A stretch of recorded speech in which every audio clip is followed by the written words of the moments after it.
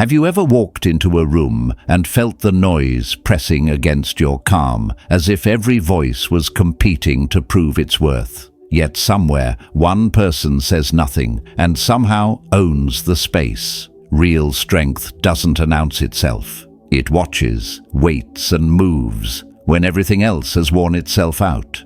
Because control isn't taken, it's felt. Stay close. Let's uncover why silence wins.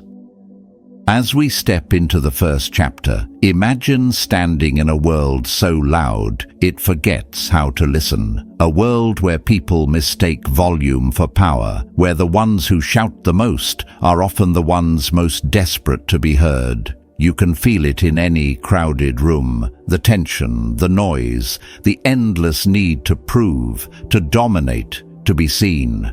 Yet somewhere in that storm, one person says nothing, and somehow everyone turns to them. That's not coincidence, that's control. In a world addicted to noise, silence is rebellion. The louder they shout, the more they reveal their fear. The quicker they threaten, the more they expose their insecurity. But the one who stands still, who lets his calm become his armor, moves with a power that cannot be borrowed or faked. Marcus Aurelius once wrote, "The nearer a man comes to a calm mind, the closer he is to strength." That is where true power begins, not in expression, but in control. Now imagine a man who no longer needs to prove anything. He doesn't argue, he doesn't rush to defend, he doesn't announce his worth because he already knows it. That man has already won before the fight begins. His silence becomes a mirror that unsettles others. They see themselves in it, their doubts, their fears, their illusions. And they mistake your calm for mystery, your restraint for dominance.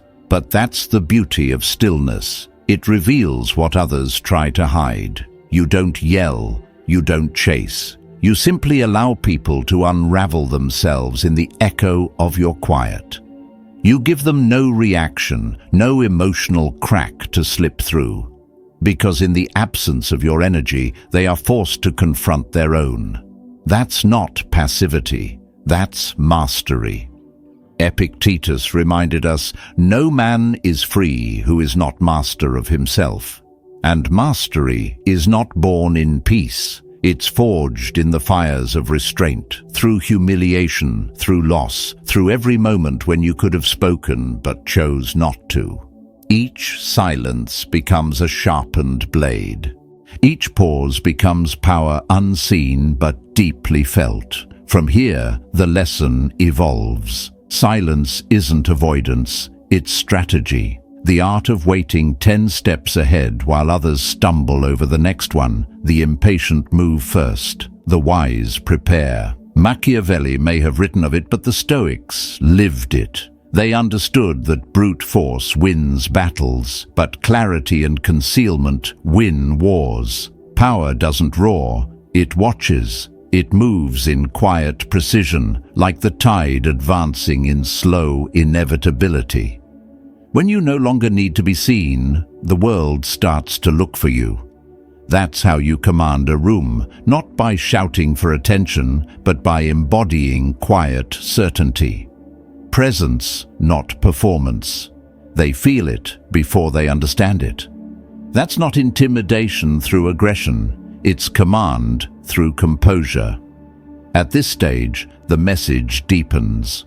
The world rewards those who resist the urge to show their hand, the ones who can keep building quietly, deliberately, without asking permission.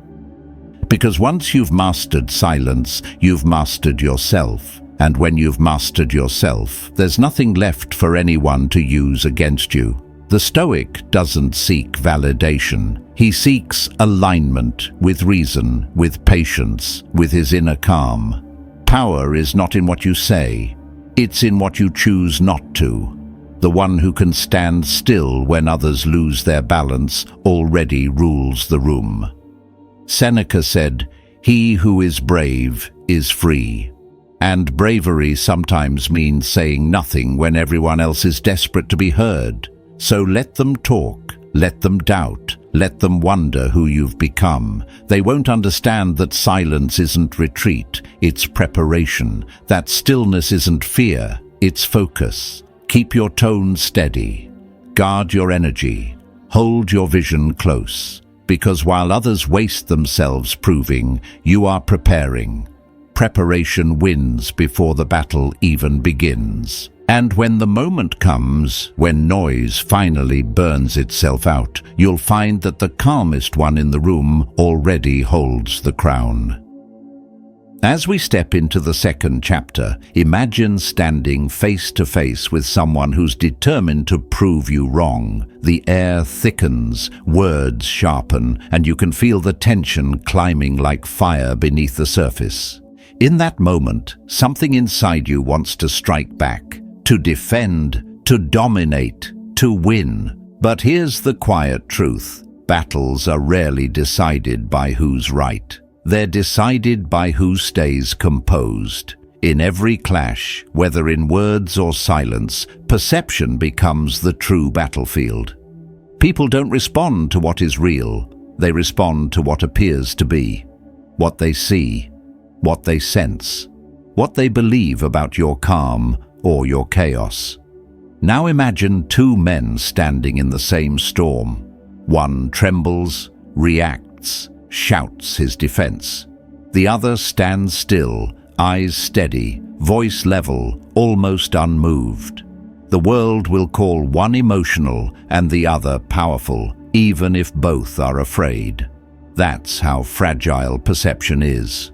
Seneca once said, "It's not the man who has too little, but the man who craves more, that is poor." The same applies to control. The one who craves to be seen as powerful exposes his weakness. The one who needs nothing to prove, he already commands the room. So, when you face confrontation, remember this. You don't win by being louder. You win by being still enough to make others question their own balance. From here, the lesson deepens.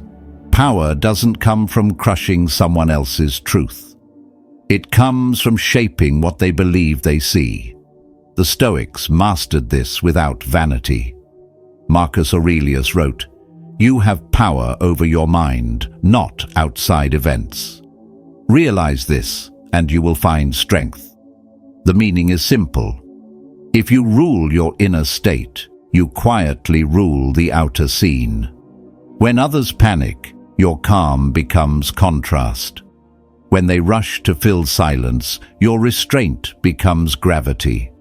They begin to orbit your composure. And while they drown in explanations, you stay still and let their noise work against them. Every rushed word becomes a step into their own snare. You're not deceiving them, you're simply allowing their own chaos to do the work for you. Picture a meeting, a heated debate, a negotiation that's beginning to slip out of control. Everyone's talking over each other. One person cuts in, voice steady, tone measured, eyes calm. They don't argue, they listen, they wait. That pause alone shifts the energy in the room.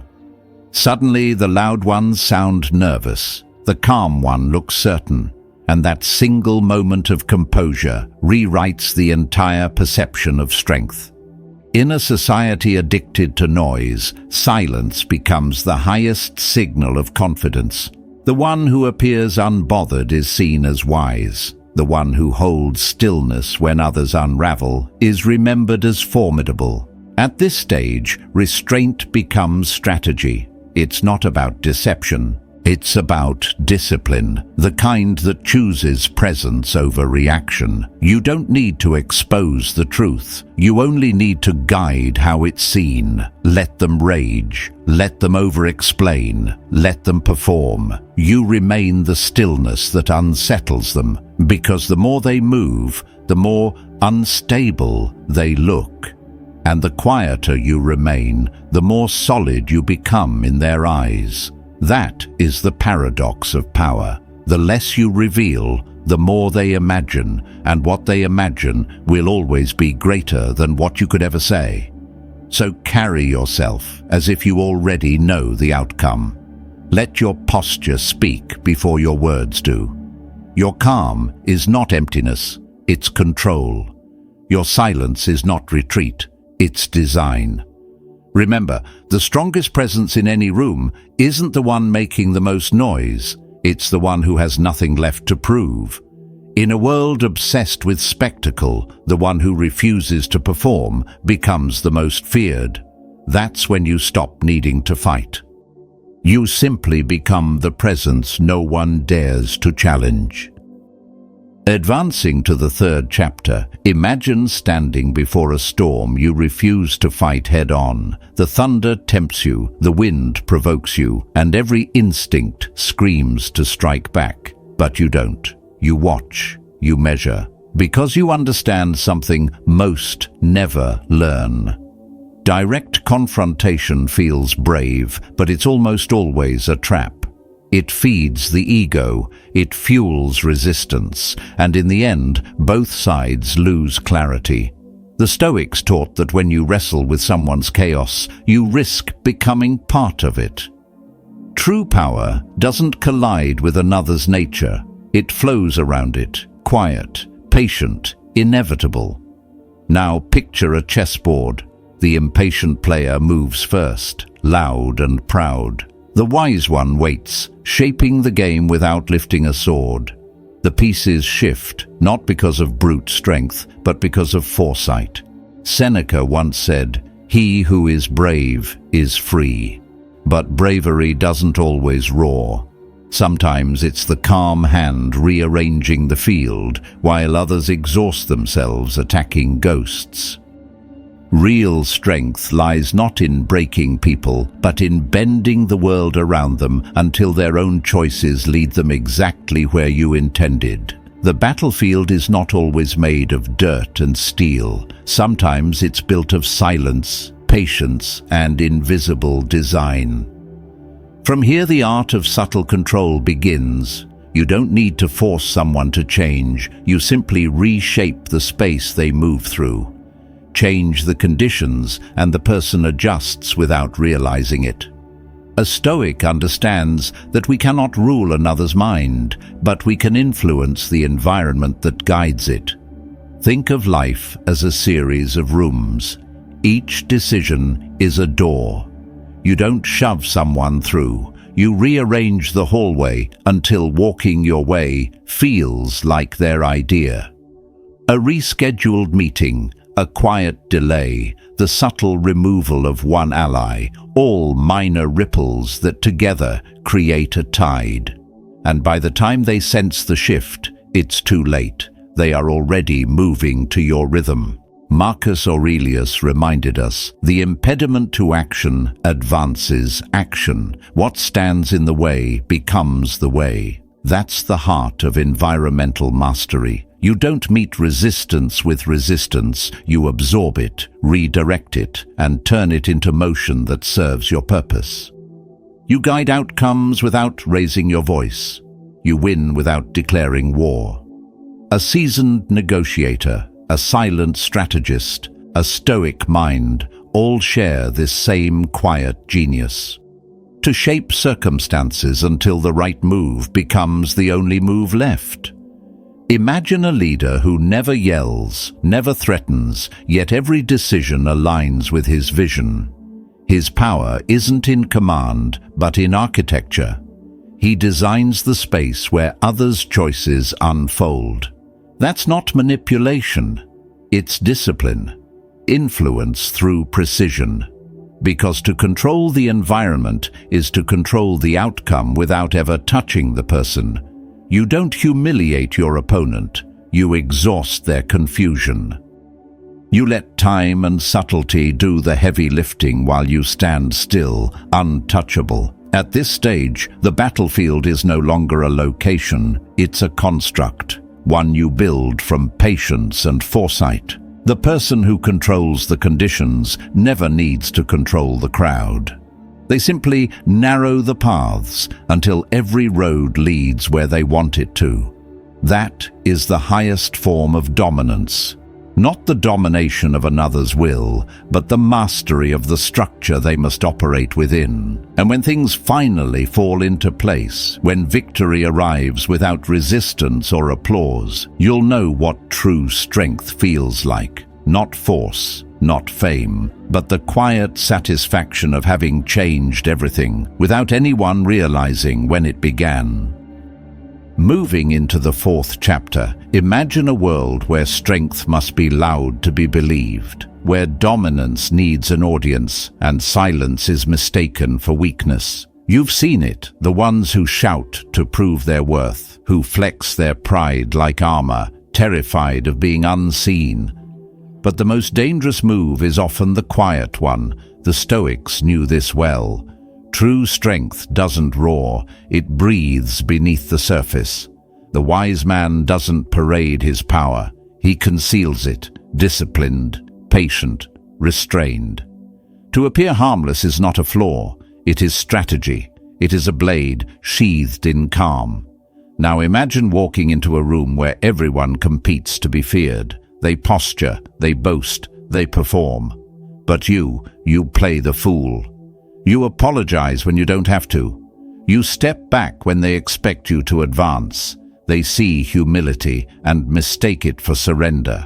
They relax their guard, believing the game is already theirs. And that's when power shifts quietly, invisibly. Because arrogance blinds faster than rage, and the blind always walk into traps they could have avoided if only they had respected the silence that warned them. Seneca once wrote, "To bear trials with a calm mind robs misfortune of its strength." The same applies to deception through patience.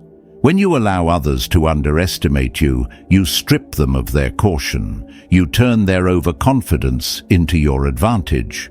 From here, the art deepens. Feigning weakness is not weakness. It is understanding rhythm, the rhythm of perception, of movement, of timing. You are not retreating. You are setting the stage. You are not submitting. You are shaping their sense of control until it collapses under its own weight. You flow like the tide, soft in appearance, relentless in direction. A Stoic never confuses silence with defeat. He waits, observes, gathers information others give away freely through their noise. He lets them move first, not out of fear, but wisdom. Because a sword drawn too soon dulls before the real battle begins. Picture this, a negotiation where someone mocks your calm, mistaking it for insecurity. They talk over you, trying to pull you into reaction, but you remain composed, unshaken.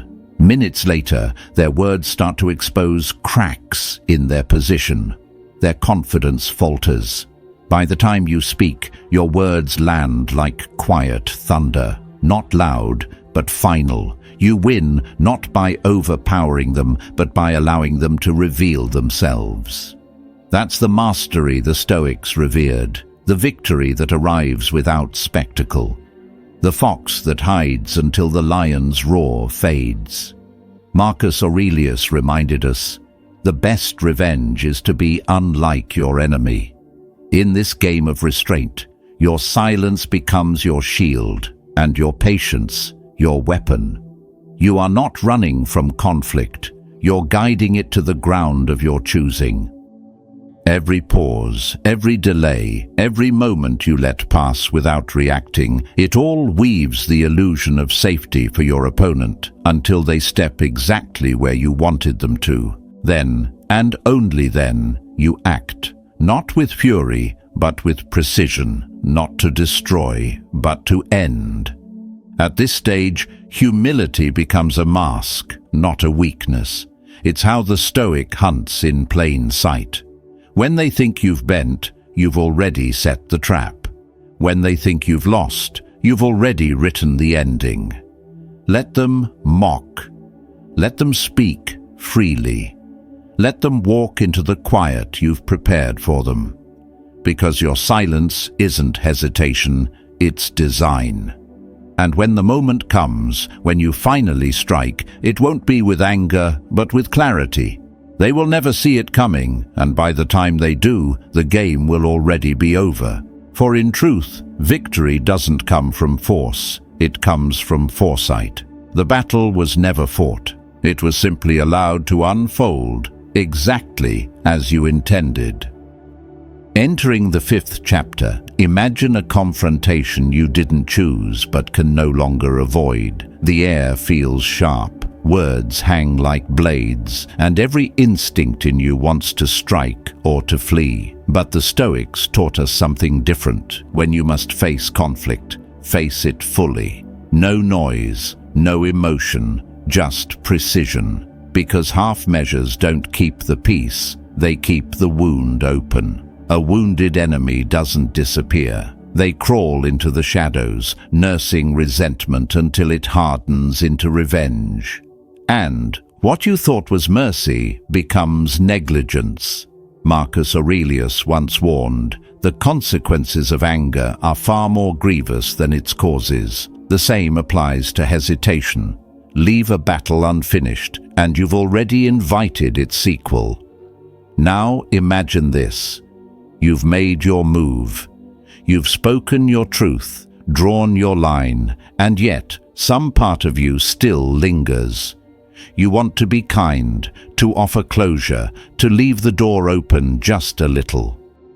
But understand this, what you leave open today becomes your undoing tomorrow. The Stoics called this clarity of finality, not cruelty, not vengeance, but discipline. If you must confront, make the ending clean, cut the thread, walk away with silence, not sentiment. Because every unfinished goodbye becomes an echo that will call you back when you least expect it. The one thing truly within your control is how you end. Let it be complete. At this stage, we learn that peace without boundaries is not peace, it's permission. Seneca said, "Mercy without wisdom is weakness." To leave an enemy space to rebuild is to offer them your future as their next target. In power, the most dangerous opponent isn't the loud one you face. It's the quiet one you spared. Pain becomes obsession. Obsession turns into strategy. You think they've moved on, but they are simply waiting for your guard to drop. So don't linger in battlefields you've already conquered. Don't revisit wars that no longer deserve your presence. When you walk away, do it like stone, silent, decisive, immovable. You owe no explanations to the chaos you've already outgrown. Picture a Stoic general at the end of a long campaign. His soldiers wait for him to speak, to celebrate, to rest. Instead, he orders the gates closed, the path sealed, the field cleared. He doesn't gloat over victory. He doesn't curse the fallen. He simply ends it. Because real mastery isn't about breaking your enemies, it's about breaking the pattern. The moment you hesitate, they rebuild. The moment you show leniency, they reinterpret your silence as weakness. The moment you offer a second chance, they see the path to strike again. To be decisive is to be free from the cycle, from the noise, from the need to keep proving yourself. The Stoics never taught revenge, they taught resolution.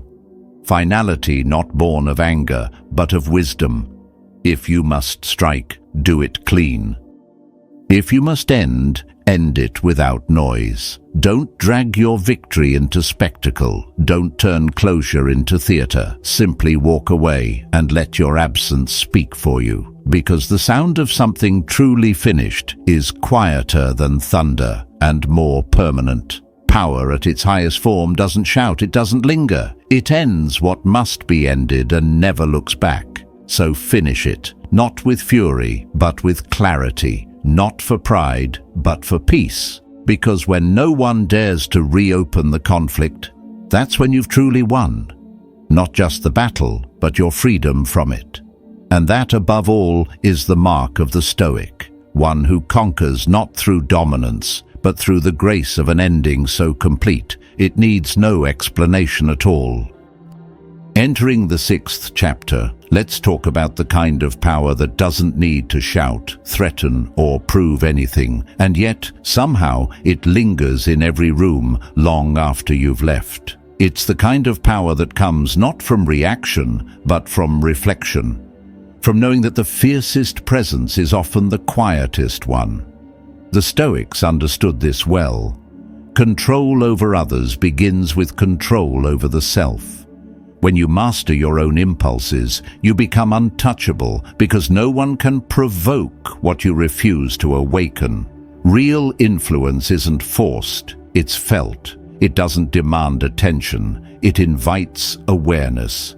Now imagine facing someone who expects you to react. They insult you, provoke you, try to pull you into their chaos. You stay silent. No defense, no explanation. Just presence. Suddenly, the energy shifts. They begin to question themselves. What are you thinking? What are you planning? What will you do next? Their imagination becomes your accomplice. Because the mind fears what it cannot predict. Epictetus once said, "We suffer not from what happens to us, but from our judgments about it." When your silence holds no confirmation, no denial, it becomes a mirror, one that reflects their own fears right back at them. And in that reflection, they begin to unravel. You haven't attacked them. You've simply allowed them to face themselves. From here, the power of ambiguity unfolds. The Stoics knew that stillness can disturb more deeply than aggression. When you raise your voice, you give away your position. But when you say nothing, you create a void. And the human mind cannot stand a void. It will fill it with guesses, with anxiety, with its own stories. Every pause becomes a statement. Every glance becomes a warning. Every absence becomes a shadow that follows them. This is not cruelty. It's discipline. It's clarity. You're not controlling them through fear. You're allowing their own conscience, their own insecurities to do the work for you. Marcus Aurelius wrote, "The best revenge is to be unlike your enemy. To stay unmoved while others spiral is not arrogance, it's mastery, because when they can't read you, they can't control you." Imagine a moment of silence so sharp it cuts deeper than words. A meeting where you say nothing, yet everyone adjusts their tone. A confrontation where you choose calm over noise, and suddenly the other person starts apologizing for their own behavior. That's the power of the psychological mirror. You've said nothing, but you've shown everything. Your restraint has spoken louder than their provocation ever could. You've shifted the balance without lifting a finger. That's the brilliance of stillness. It doesn't destroy, it exposes. At this stage, the lesson becomes clear. You don't always need to fight to win. You just need to hold your silence long enough for others to face the truth they've been avoiding. Let them project their guilt, their motives, their fears onto the space you've left empty. Let them feel the discomfort of not being able to predict you, for when fear is born within, it has no boundaries. It grows in the dark, echoing in their own mind, long after you've moved on. In a reactive world, stillness is rebellion. It's the refusal to feed chaos with your energy. You become powerful not by force, but by what you choose not to do. Not by what you say, but by what you withhold. Your silence becomes a mirror that reveals everything about them and nothing about you. And that's where your influence lives, not in their fear of you, but in their fear of themselves. The Stoics called this mastery of the self. The ability to remain steady when others break under the weight of their own noise. Because in the end, it's not your voice that makes you powerful. It's your stillness, your ambiguity, the calm that follows you like a shadow long after the storm has passed. Advancing into the 7th chapter, let's talk about a kind of strength that doesn't glitter in the open, that wins wars the world never sees. Patience. In an age drunk on speed, where every second screams for reaction, patience is rebellion. It's the quiet defiance of a mind that refuses to be rushed. Everyone wants results now, revenge now, answers now, validation now. But urgency blinds judgment. It burns clarity. And the Stoics knew that nothing powerful is built in haste. Marcus Aurelius wrote, "Time is a river of passing events, and its current is strong. The wise do not fight the current. They learn to move with it, to let time itself become their ally." Now imagine standing across from someone who provokes you, testing your calm. They raise their voice, you don't. They push, you don't move. They mistake your stillness for surrender. But you're not retreating. You're watching. You're learning their rhythm, their impulses, their blind spots. While they waste their strength in noise, you conserve yours in silence. And when the storm finally burns itself out, you're still standing, clear, ready, and unshaken. That's what patience looks like from the inside. It's not passivity, it's poise, the clearest sign of mastery over the self. Seneca said it simply, "No man is more unhappy than he who never faces adversity, for he is not permitted to prove himself." Patience is how you prove yourself, without ever shouting, without ever striking first. From here, the lesson deepens. The one who controls time controls the outcome. The impatient man may win attention, but the patient one wins control. Time is not your enemy, it's your instrument. When you learn to use it, you don't fight your opponent, you let time do the fighting for you. It isolates, it exposes, it magnifies every mistake they make while you remain still. The one who mistakes your silence for weakness will eventually overreach. And arrogance, like rust, eats through its own armor. You don't need to rush to defeat them. You just let their impatience destroy what they built too quickly. Picture a master strategist at the edge of battle. His soldiers want to charge. The enemy taunts, waving their swords in mockery. But he waits. He watches the dust settle, the lines blur, the noise fade. Then, with one quiet gesture, he commands, not through volume, but through inevitability.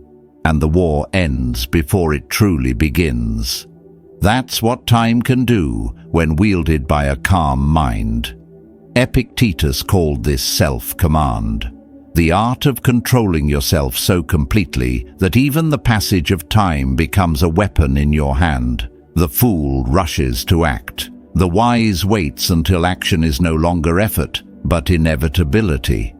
At this stage, patience reveals itself as the sharpest blade, because to delay is not to lose, it's to see more. To wait is not to retreat, it's to choose your moment.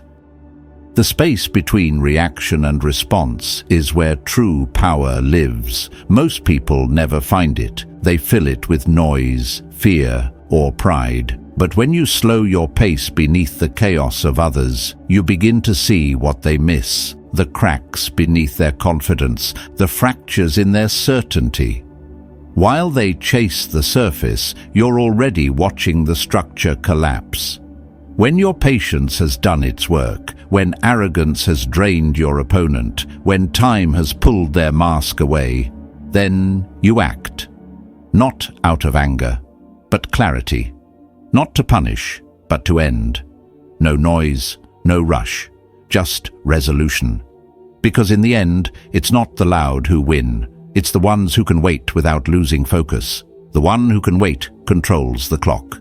And the one who controls the clock decides when the game is over. Patience isn't weakness, it's dominance over time itself. And in the Stoic sense, that is the highest form of power, quiet, disciplined, and absolute. Entering the 8th chapter, let's talk about the quietest move that carries the sharpest edge: distance. The Stoics knew that power isn't always taken by force. More often, it's achieved through subtraction, through silence, through letting go of what no longer serves your purpose until only what's essential remains. Machiavelli hinted at it, but the Stoics lived it. They understood that the strongest adversary isn't dangerous because of who they are, it's because of who stands with them. Their allies, their echo chambers, their false certainty. These are the pillars that hold them up. And when those pillars fall, even giants tremble. Now imagine an empire that begins to crack, not with explosions, but with whispers. You don't confront directly, you don't shout or accuse, you simply start removing the scaffolding that keeps them upright. A delay here, a closed door there, a quiet shift in tone, a pause in support. You pull threads, not swords. And one by one, the pieces begin to collapse. They start to feel it, the absence of applause, the silence where agreement used to live. That's when doubt creeps in. That's when even the most confident begin to question themselves. Marcus Aurelius once said, "The best revenge is not to be like your enemy." You don't destroy through noise. You let erosion do the work. You let time dissolve what arrogance built too quickly. From here, isolation becomes the purest strategy. You're not punishing anyone, you're purifying the field. You remove chaos by letting it collapse on itself. You let people reveal their own weakness when no one is left to prop them up. The Stoics believed that tranquility isn't found in conquest, but in clarity. You don't need to strike to win, you simply remove what gives your opponent the illusion of power. When the crowd disperses, when the allies disappear, when the attention fades, what remains of their strength? Nothing but fear. And fear, when faced alone, devours its host. Picture the scene. A man once surrounded by voices now sits in silence. The room that once echoed his certainty now hums with doubt. He looks around and realizes there's no one left to defend him. You didn't raise a hand. You didn't start a fight. You just stopped feeding his influence. That's the quiet victory, the one earned through restraint, patience, and foresight. Seneca called it the art of governing the self before governing others. You mastered the field not by domination, but by disappearance. In the end, true dominance isn't measured by how loudly you win, but by how quietly others unravel in your absence. The strongest move you'll ever make is to step back and let the unstable crumble under their own weight. Because isolation doesn't break, it unmasks. And when the noise fades and only calm remains, you'll see what power really looks like. It's not in the shout of victory. It's in the silence that follows, when no one dares to challenge what you've already outlasted. You don't need to be the loudest to be powerful. True strength lives in calm decisions, in patience that protects you and silence that sharpens you. Power is not control over others, but mastery over yourself. When you choose awareness over reaction, everything changes. If this message spoke to you, comment "Stay calm" below. Keep walking this path of clarity and inner command. The next lesson will take your discipline to a deeper level.